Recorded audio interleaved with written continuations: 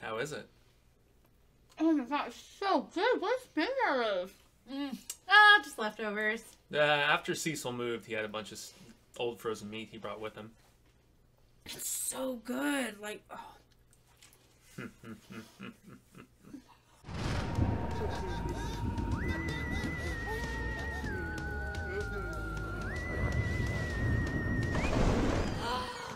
Hi everybody, welcome back to the horror show. This is Marcia Parker. Yes. I'm Susie Von Slaughter. And I'm Jaime and Fuego. We are here to do another patron request here from homeboy from Hail to Stephen King, none other than Mr. Scott Baker. This is for the late 80s dark comedy horror weirdness that is Parents. Yes. Randy Quaid. Yeah, I actually really enjoyed this movie. It was kind of refreshing from some of the other movies we were watching, and it was very strange, but kind of fun to, like, it was a kind of fun storyline. You just really didn't know what was going on, and the payoff was great. So I truly enjoyed it.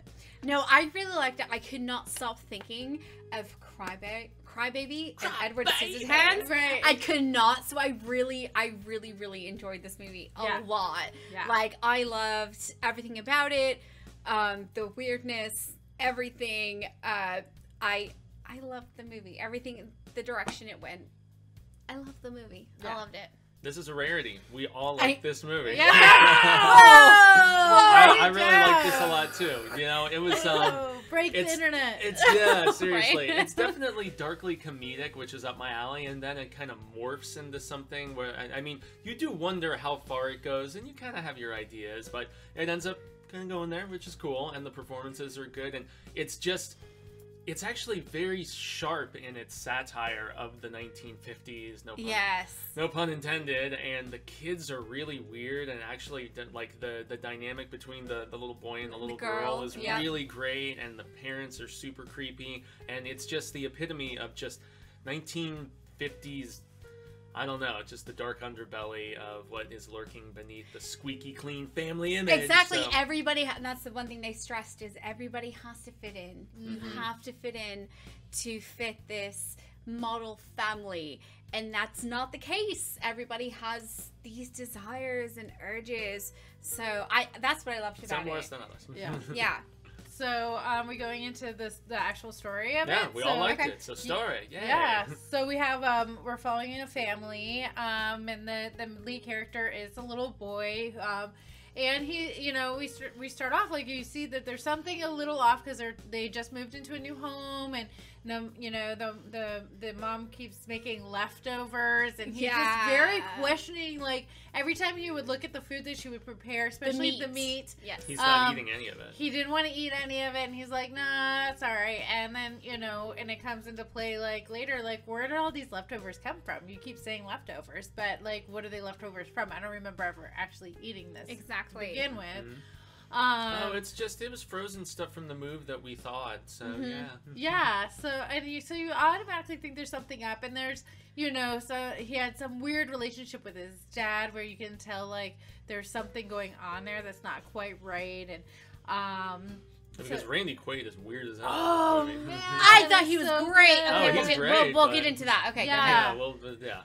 So yeah, and then you go on to it, and, like, he goes to school, and he's supposed to, you know, draw his family, and so he's like, okay, I'll draw the family. He's obviously in some special needs class because, like, another girl is, like, transferred. You think so?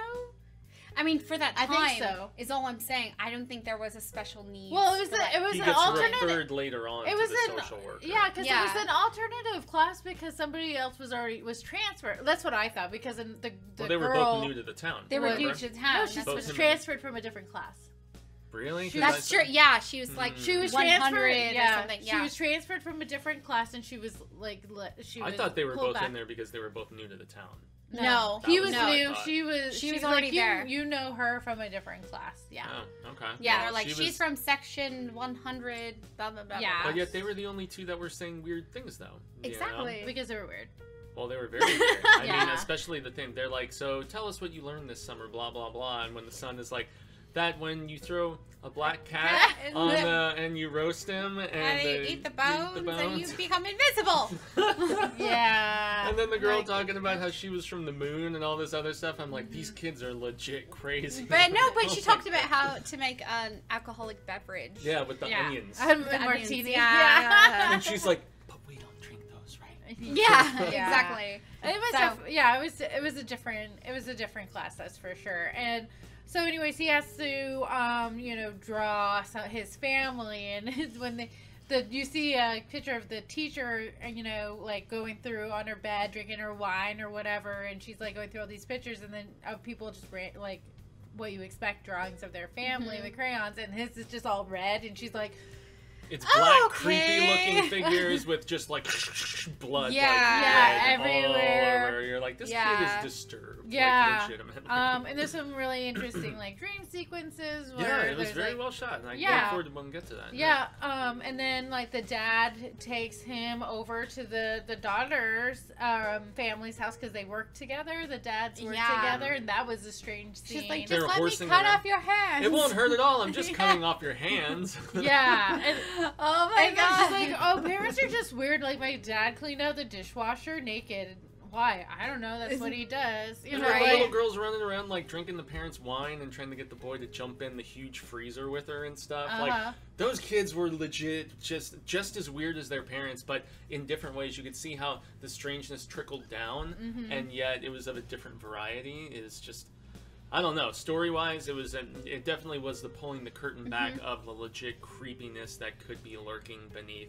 Once again, that all-American apple pie image. Exactly. You never know, especially for that time. Like everyone, like I said, has to be that cookie cutter family, but they're not. And I kind of got the feeling too, like, because it's from the kid's perspective, and it's like, how do you view your parents? Like, yeah. So like, I feel like kids could look at their parents and go, "There's just something off here." Right. Like, well, and then it kind of goes like, what's the worst thing you can imagine that this actually is, and what they're actually doing when you're not around? And you think that the parents he's just creeped out when they're having sex and stuff, and he walks in on that. But it wasn't just that. They were doing something.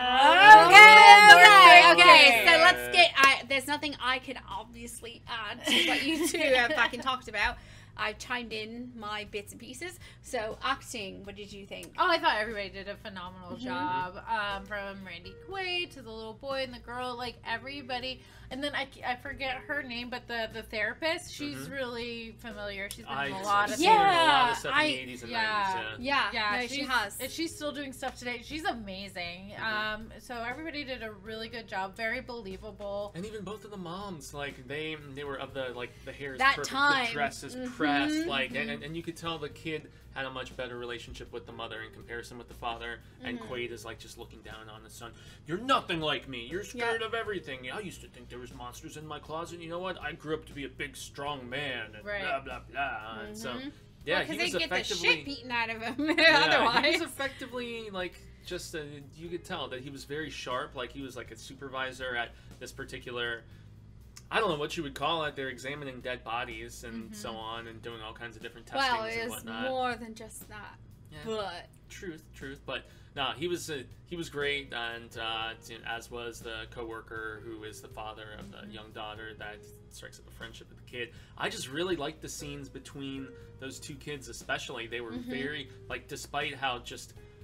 I don't know, weird they were also very smart. You could tell that they may be remedial in some degrees, but yet in other degrees, I don't know, there was a lot more going on up there despite their quirks. And see, that's the thing, I wouldn't say it's remedial, it's just things they don't understand. Needs, if you got it, I wouldn't say that. Look at the little boy. Look at the situation that he's in. Look at the parents that he has. He's definitely struggling. Right. It's not even so much as like a learning deficit type of situation. He's in a fucked up situation. You know what I mean? Just go to bed if you don't want to eat, son. It's like it's just always son. But that's the thing. That's how it was in the 50s. Like, you know what I mean? Oh, and into the 60s and a lot of the 70s too. Yes, exactly. The mentality prevailed. You must conform. You must be like me. Exactly. So it's supposed to be the spitting image of your dad. I thought that Randy Quaid did an amazing job. He's great. I thought he did great. I had never obviously seen him in a role like this before. No, Which is I so remember cool. him. The earliest was his Christmas Vacation. Yeah. That's what I remember him from. So to see him in this, Independence Day. I more thought of the he lovable did. character. I thought he did amazing in this. I loved the kids in this. The acting was really appropriate for the time. I thought that the mothers, for the situation and for the time that it's supposed to be in, I thought was very appropriate. So I enjoyed the acting of Yeah, it. So very believable. how about the effects? Cinematography effects, Oh. the look of the film. Yeah. I feel like those go hand in hand in They this. do, Yeah. they do. We can knock both of these with one fell Okay, so swoop. Marcia, you go ahead. Yeah, like I made a reference to like the dream sequence, like when he was afraid to go. It was such a cool scene because like he was, you know, they just had this whole conversation where he's afraid of the dark and his room is dark, whatever. And so his dad's like, man up. So he's like, okay. So he goes in there and he closes the door and then he runs like kids do because they're scared.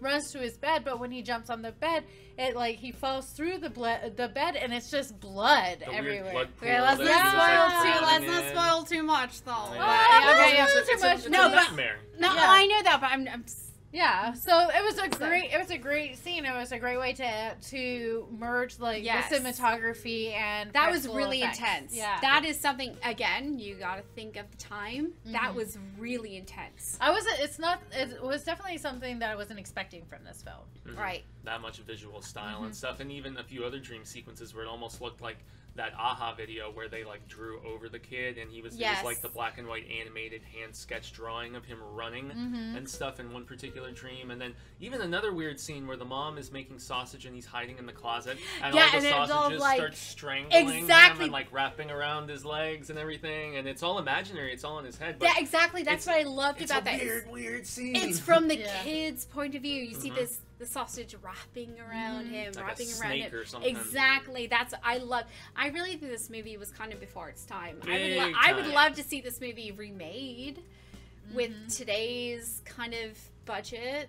Yeah. So I mean, even though you know it definitely didn't have like the budget that you would see today, I think they did a phenomenal. it's a great job story. with it. Yeah, with the It story. captured the and period, being the it was Yeah. like 88 or 89 when this movie came out. It looked so distinctively 50s, especially Yes. you made the Scissorhands comparison, the bright, vibrant colors Yes. of the 50s, from the dresses to the lawns to the That's all I kept cars seeing. to- Crybaby, I mean- Crybaby, and Edward Scissorhands. Yeah. Yeah, both being similarly quirky and just Yes, weird. I mean, John, we're exactly. talking John Waters and Yes. you know, flipping Tim Burton. So Mhm. I mean, come on now. And then the music too. The music was so.